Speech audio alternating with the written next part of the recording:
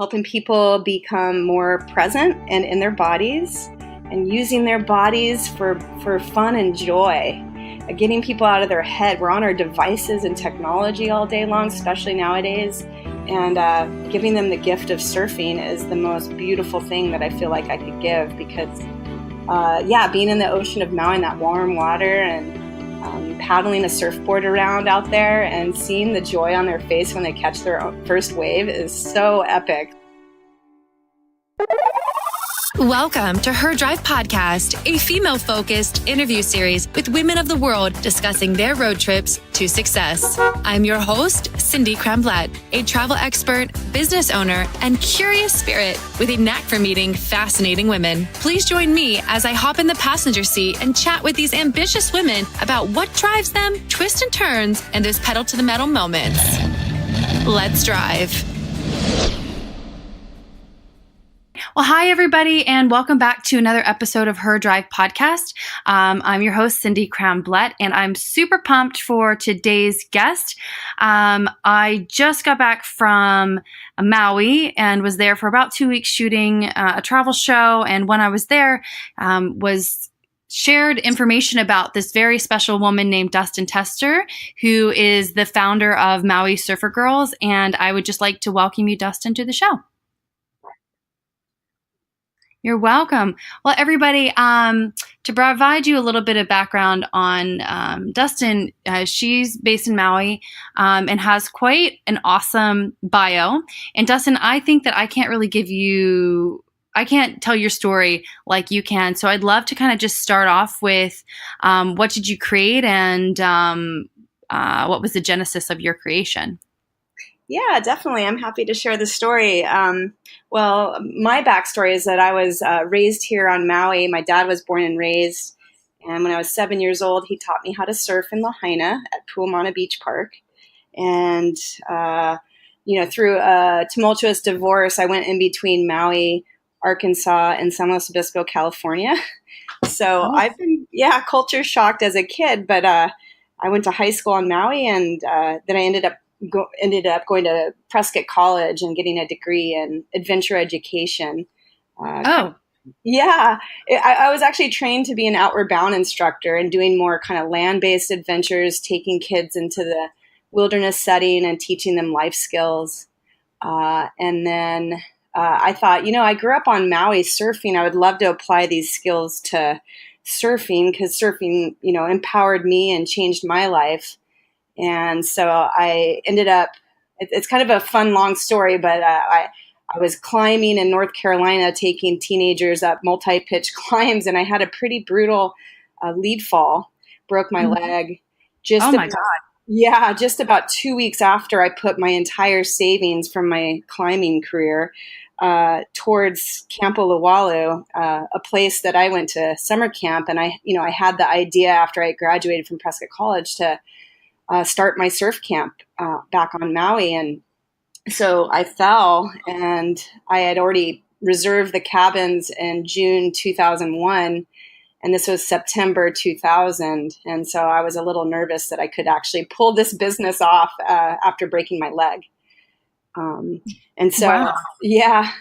ended up getting workers' comp insurance. So I was able to kind of do the broken leg work without having to worry too much about finances, but it was definitely pretty tight, and I'd never done a business. I'm just kind of a surfer girl at heart. So I just took the big leap of faith, and 18 teenage girls flew into Kahului Airport on, June 17th, 2001.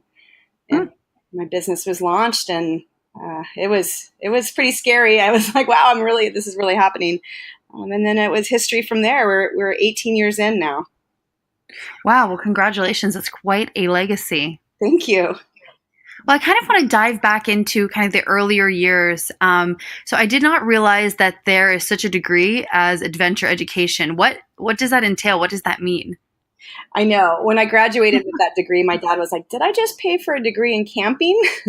I was like, well, kind of, but not really. I mean, it is definitely a unique degree. Prescott College is a unique college in northern Arizona. They've been around for a long time, but they're an experiential education college where they don't take tests. It's very untraditional where we do portfolios and presentations, and we have courses out in the wilderness setting with our professors. So super hands-on learning. I have a bit of a learning disability, so it was really geared towards me because I couldn't sit in a classroom setting. I mean, I could, but I wasn't really succeeding or enjoying it. Mm-hmm. And so if the degree was actually technically called therapeutic use of the wilderness, if you can believe that. Wow. Yeah. And yeah, so I did a 3-year program in that. And we would go out into, like, my first wilderness course was down the Grand Canyon, whitewater rafting. I did a 30-day backpacking trip in the mountains of northern Arizona and Nevada. And so, yeah, it was pretty unique. It was fun to get these courses, but I learned so much. And the big learning was not only these hard skills of learning how to backpack, climb, whitewater kayak, which they gave you, but my degree was more focused on personal development and psychology classes. So we learned how to facilitate groups, conflict resolution, bridging the learning from these outdoor skills that push people's comfort zones and help them see that they can do more than they thought they could, and just giving them life skills as well as these, like, fun outdoor education skills. So it's pretty cool. Yeah. Wow, that's amazing. I want to see this program still exists. It sounds great. Yeah, it does. Yeah. Well, what drew you to the outdoors? Like, you were raised in Maui. I'm assuming you were raised as knowing how to surf, and like, how did you become such an outdoors type of person? Well, I'm pretty much a tomboy at heart. I'm athletic. I love using my body, and my dad, like I said, exposed me to surfing, and he was very outdoorsy. So I just kind of jumped on for the rides with my dad, and I just felt like using my body outside was such a thrill, and I guess just my upbringing on Maui, like you said, really planted the seed for my passion for the outdoors and adventure. That's magnificent. So when you went to the mainland, did you find that there were different, like, very obvious cultural differences? Yeah, for sure. I felt like I was a bit of a chameleon growing up. I love all kinds of activities, and I felt like I could adapt to all these different outdoor settings. I kind of adjusted to the back and forth between Arkansas and Maui. Yeah. I only have 7 states left to go to. No, 6. And Arkansas is one of them. And I don't know anything about it. I mean, what's the terrain like there? I was in southeastern Arkansas, a super small town called Crossett, Arkansas, and it was pretty deep in the woods. My grandfather took me fishing. So, we did some fishing and 3-wheeling, so a majority of my adventures, honestly, I was drawn more to the ocean. Yeah. But it was fun still being out there in the woods of Arkansas. Yeah. Awesome. Well, so you graduated, you started working for Voyage Your Outward Bound. Is that correct? That is correct. Yeah, I was doing canoeing expeditions in Minnesota in the Boundary Waters. Okay. And I mean, not to dive too deep into your personal life, but you had mentioned that there was a divorce. Was it your divorce that you had to go through while you were starting this surfer camp, or what was that timeline like? Actually, it was my parents' divorce when I was young. And so I'm an only child. And so that was kind of more of like a tough divorce, being an only child and going between 3 states from like 3rd or 2nd grade till I went to high school. And then, I haven't been married. So, but yeah, I think that the divorce as a kid really affected me, and it kind of triggered some depression and anxiety. As a young adult, when I turned 20, I had a really severe clinical depression that took me out for a good year and a half. Oh, yeah. And how did you eventually find your way out of that depression? Prescott College really saved me. I feel like I dropped out of my first college, and I had a broken heart from a relationship, and was pretty spun out from that breakup. And then I came back to Maui and got put on different types of medicines, and then I found Prescott College, which was so much more active for me, and using my body, I think, really popped me out of the depression and being more physically active. And yeah, so I was really lucky to find Prescott. It really helped me heal, and it also helped me get inspired to start Maui Surfer Girls. And that really got my momentum forward, like I was giving back, and found a purpose in life. Yeah, that's what I found whenever I'm feeling kind of doom and gloom, Yeah. like rising out of myself, going beyond myself, helping others, Yes. makes the issues that, we tell ourselves, and I call it the itty bitty shitty committee that like just sits on the shoulder Yeah. and says all these things. I'm like, God, it really silences them and it shows you what you should be grateful for. And, No. you know, Yeah, I call it my inner critic. It's the same thing. That's a better, I like that better. Yeah, I minored in creative writing because writing was also a tool for me to process my life. And just recently, it took about 10, 12 years to kind of write a memoir. And I talk about that. It's my inner critic, and it runs through the story of my life. And I feel like we all have a certain amplification of that in our own heads. And the louder it is, the harder it is to function. And so, yeah, I totally relate to that. And yeah, giving back and working with people and getting out of your head really helps. Beautiful. Well, what's the title of your book, of your memoir? Yeah, it's called Ocean Phoenix. Oh my gosh, that sounds beautiful. And where can it be found? Well, I haven't published, and just even talking about it, it makes me more motivated. It was more of a book that I've written to heal, and now I'm kind of at the process of like, okay, I got to get it out there, but I'm trying to make that brave leap of faith to share it. So, oh, you definitely should. I'm sure so many people could gain some wisdom from it. Thank you. Yeah, I'll definitely look into going forward with that soon. Awesome. Well, please let me know when you do. Yeah. Well, with Maui Surfer Girls, from my understanding, it's a camp that's just for girls and women. Is that right? Yeah, exactly. We do teenage girl camps in the summer. We're now doing quarterly women's camps, and we also have a year-round surf school that operates all months. That's awesome. And when did you first think that you would want to start a camp for women and girls? I think it was, like I said, Prescott College. I was drawn to that age group, teenage girls. I worked at an all-girls summer camp in North Carolina right before I fell. And yeah, it was so inspiring. It was like one of those traditional old school East Coast summer camps that, 120 girls go to for 5 weeks of the summer, and there's lakes, and, it was like so inspiring to see how they did this. And so working 2 summers there, I was kind of taking notes like, well, I wouldn't definitely do something at that scale.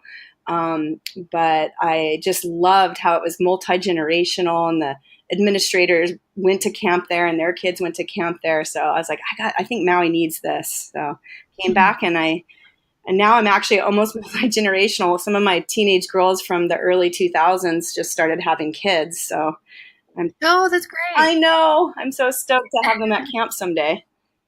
Oh, that's so cool. Wow. What a legacy. So what is most fulfilling about operating your camp? I think what's most fulfilling about operating my camp is watching the transformation in just a week. We have a 1-week camp, a 2-week camp, and for many years we did 3 weeks as well. So even in just 2 or 3 days at camp, you really see the girls kind of relax into their bodies, not be so self-conscious, and they start to connect with the other girls that are there, and just get this sense of self-confidence that I could see in a matter of 6 days. It's pretty profound to watch. And then I get these parent emails at the end of the camp like, my daughter has changed from your program, and so that just blows me away. How much? Oh, that's beautiful. Yeah. I definitely think I've always been athletic and into trying alternative sports. I love free diving and ice climbing, and I think that there's a shift that occurs when you do something physical and you overcome something that you didn't think that you necessarily could, and it makes you mentally stronger and capable to be a bit more resilient and brave in other aspects of your life. Exactly.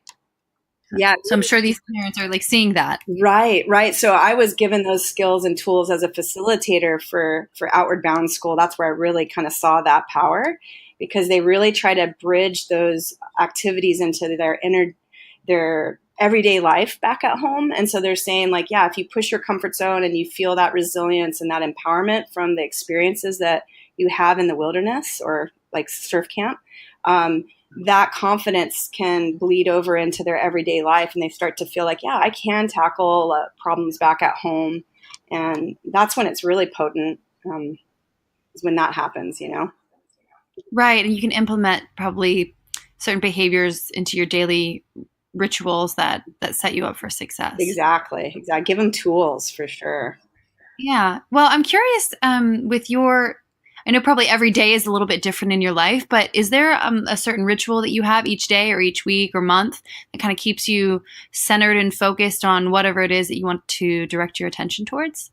Yeah, my business is set up for, Monday through Saturday, we have 2 classes a day, 8 a.m.s and 10:30 classes. So I did have a lot of structure, especially in the first 10 years of my business, of working those classes. And what I found was connecting with tourists and these 2-hour classes really helped me get out of my head and the business aspects of what I was doing behind the scenes. And it helped me stay in the moment, as surfing always does. And so that kind of became my ritual. And then about 2012, I just really started to gain momentum with the surf school and had my instructors doing those classes. And I remember thinking, wow, I don't have that structure anymore. And so I started to focus on my book and writing, and yoga has always been a real grounding thing for me. I've been a Bikram yoga practitioner for maybe like 17 years.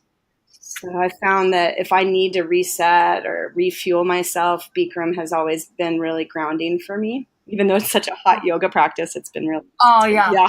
It is. Yeah. I was talking about Bikram yesterday with one of my best friends, and he's a man and not a yoga he doesn't practice yoga. And the first yoga class he ever did was with me, and it was Bikram. And we were joking about the intensity of it and how, for me, like every time I go to Bikram, almost every time I'm like, I feel I needed to go to cleanse some stuff. Yeah.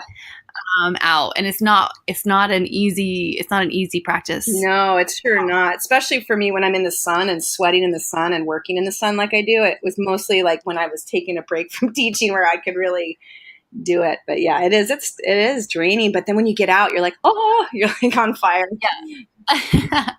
Totally. Well, if you were going to go back to yourself at a younger age, and I ask everybody this, yeah. What age would it be, or would it be several different periods in your life? Would you go back, and what words of advice or phrase would you say to yourself? Oh boy, yeah. I mean, it sounds so cliche, but the first thing that just came to mind was never, ever give up.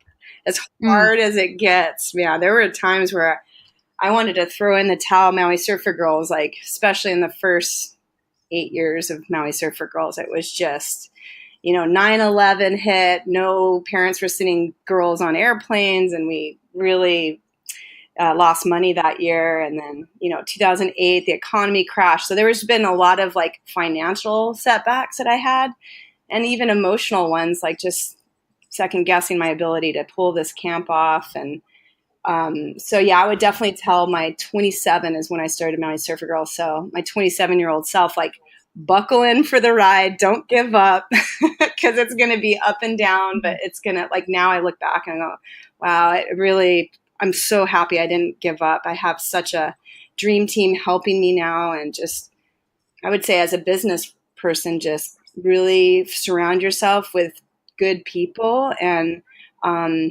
even if you're weak at certain aspects of your business, you can eventually, I was blessed enough to be able to hire people to help me with the logistics and the day-to-day stuff that I'm kind of weak at. I'm more of the visionary and the teacher, but pulling off the behind the scenes details, it's been really refreshing to have people better than me and not having the ego about it. Be like, yeah, you're better than me at that. Like, go for it.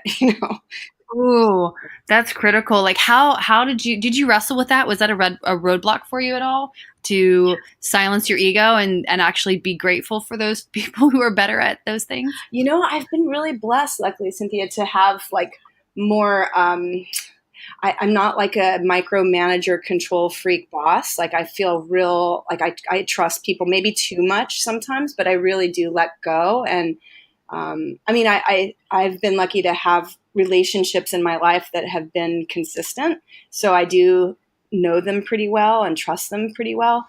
But yeah, no, I've been really humble with just being like, yeah, I suck at that. Like, go for it. That's so awesome. Yeah. Oh God. I struggle with it a little bit, but I think as I get older, I'm learning to Like, really accept and excel in the areas that I'm good at and be grateful for those who are like, they've got it covered. we've And got it covered. Yeah. I think it's yeah. too just like knowing that who you're with and if you're with people that are like, oh, I don't know, there's red flags. And yeah, I think I wouldn't be so trusting, but like I said, with the consistent relationships, you really get to know people over time and can see like, oh yeah, they've got this. Like, thank God they're in my life to help me with this. So yeah. Yeah, definitely. So, how did you like? When did you hire your first employee? Was it like the first year, second year? And do you remember what it felt like to be like a job creator? Yeah, I it was the first year of the business because I couldn't run a summer camp without people. So, I had to hire 4 instructors. I think it was 4, a cook, an assistant to me. Hmm. And so, yeah, I think I had at least 6 people working for me. And yeah, it was definitely people I knew from college, from Prescott College, because I didn't want to. Oh, there was a couple people that I met, 2 instructors that I had never met. So yeah, I remember thinking, "Whew, I hope they're good." You just get their resume and you interview them, and you trust that they're what they are on paper. And then the other people were people that I went to Prescott College with that I already knew. And what I learned was that I'd rather work with people that I already know. So a majority of my hires now are God, thank God they've been by my side for many, many. I have people that have worked for me 12 years now. Wow. Yeah, so they're like family. And what's both good and bad about that is that being a boss to people that you have these kind of emotional connections with over time, where I just love them like they're my family.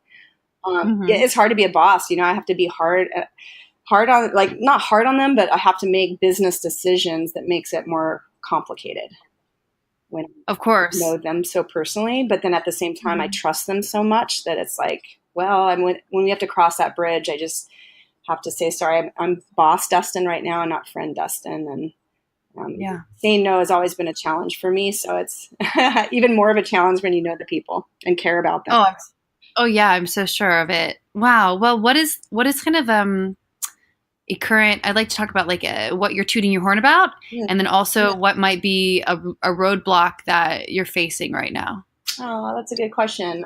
Because I don't like tooting my horn, and I even have like a social media director that toots the horn for all of us, and I don't have to be that.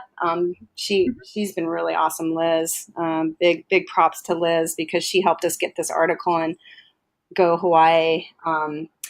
And so yeah, having a social media PR person is really nice. Um, but as far as like tooting my horn, I really did do it myself. I would say. Um, I'm much proud of leading with my heart. I feel like everyone says, oh, you're the best boss. That makes me feel really good. I think um, having my heart so open and loving has drawn amazing people and has brought the best in people with my staff and even with the campers and the women that come to my program. I feel like it's a real loving program and that's been really nice to see, like everyone open their hearts and transform through my leadership skills of being really open like that. That's Um, beautiful. yeah, and then the challenges would say like growing it from this point. My ultimate dream would be to buy land on Maui and build my own facility, and that way I can grow more camps because we're growing a lot right now. We went from 1 women's surf camp a year to 4, and now we're booked up through June. So Wow. yeah, we're definitely starting to really have momentum with the women's camps, and we're getting a lot of requests for like, what about guys? What about couples? What about kids? What about mother-daughter camps? Like, I would love to do cancer survivor camps and autism camps and veteran camps. So there's so much potential to do specialty camps, and I'm renting this facility at Camp Uluwatu that is also very popular. So it's been hard to get all the dates that I want and also take that leap of faith to do more camps. They're really a lot of work, and so as much as I want to grow them, I would need like a lot of support more than I have now to be able to keep up with it. My challenge is like, do I go for that? Do I I kind of have been asking an investor to help us with a piece of property here. But really following through with that dream and taking a next leap of faith for growing the business a little more. That's phenomenal. Well, I think that's a pretty good challenge to have. Yeah. Right.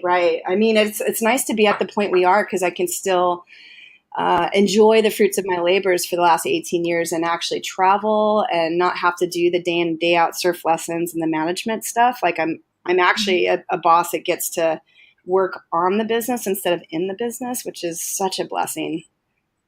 Right. You know, and now if I take that leap of faith and it's like, okay, I'm back to the grindstone financially, and you know, it takes on a new level that I'm like, oh, I don't know if I want to do that, but I also want to grow it. So right. And I'm sure you know this, but it's important to grow and to keep growing as long as it stays true to your vision, right? Yeah, exactly. And I guess when you're thinking about your legacy, do you have a vision of what you want it to be? The legacy. I think it would be just to have multi-generational camps that never leave, you know, that are always a part of the Maui community and abroad, that we're reaching and changing lives from Maui to everywhere, like touching lives from all walks of life, and that the programs exist on after I pass away. I didn't have children. It's just my baby. And yeah, I would hope that my baby continues to be a part of the community here. That's beautiful. Well, I have just a few more kind of questions I like to ask everybody. And I guess the first one is, you're an American woman. Yeah. And so far on Her Drive, we've been sharing the interviews with women that are from America, but will soon be starting to branch out. And I'm curious, like, what does it mean for you to be an American woman? Oh, wow. That's a good question. Especially on a voting day today. I know, it's a very important day. It is a very important day to be an American and vote. An American woman. Wow. Well, for one, I feel like living in, you know, primarily on Maui all my life. I've been on this Maui bubble where, you know, I have such a blessed, beautiful life. Every day I pinch myself like, thank you, God. I have so much privilege. I get to teach people how to surf in the most beautiful place on the planet. I must have did something right in my past life to have so many blessings, and I try not to take them for granted. And that's why I love to give so much, because I feel like I've been given this gift, so I have to share that gift.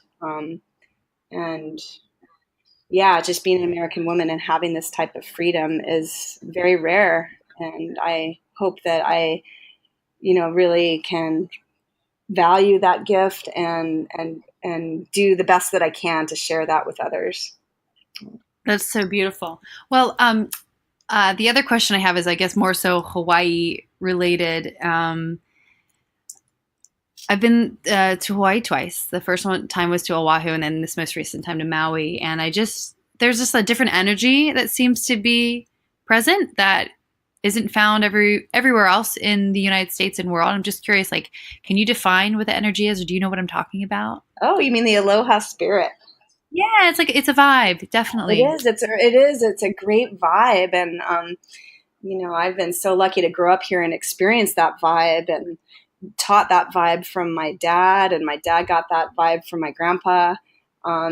Living here, my grandpa moved here in the 20s, so being multi-generational in Hawaii, I feel like it's passed down to me, and yeah, it's just the spirit of giving.